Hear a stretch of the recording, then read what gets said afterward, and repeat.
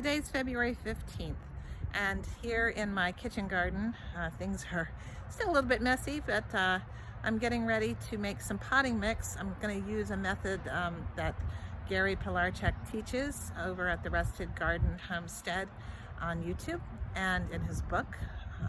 And I'm going to just mix up some potting mix and try to save myself some money. And so now it is time to mix up the potting mix. It's the seed starting mix.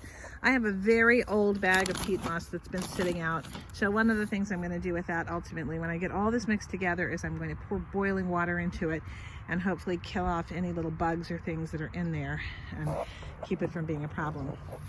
I'm also going to do 6 parts of the peat moss, 1.5 parts of vermiculite, and 1/2 part of perlite.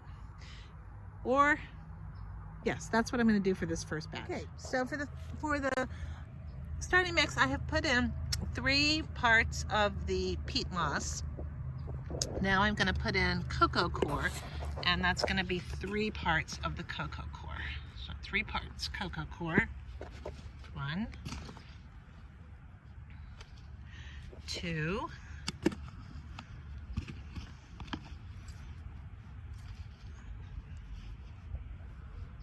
3. For the next trick, we're going to put in 1.5 parts of vermiculite. So here's the vermiculite, and now the next thing is to bring the perlite down. And that's going to be 1/2 part of the perlite. In goes the perlite. Woo, that's going to blow away in the breeze. Make sure if you do this outside, you do it upwind. So then I'm just going to mix it all together. And once it's all mixed together, I'm going to pour boiling water in here to kill off any little critters that have gotten into any of these products, particularly the peat moss, because it has been sitting out covered, but it's been sitting outside beside my garden for a good while. And I would say this looks pretty good. Next time I need to get a bigger bucket. Next, it's just the simple matter of pouring in boiling water. Now obviously you don't plant into this immediately because the boiling water would kill the seeds. However, you just let it cool down. I'm going to put a top on it so it really steams it.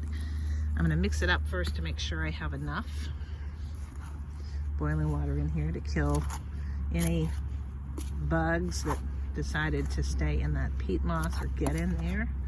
So that's what I'm doing here. Stirring it up, and when it gets cooled down, it'll be moist and it'll be ready to go.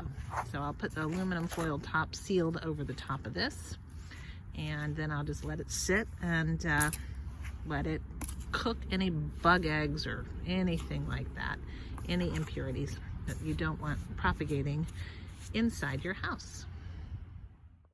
Sorry for the confusion. You can use all peat moss or all coir, or a combination of both in equal parts. Now, happy planting.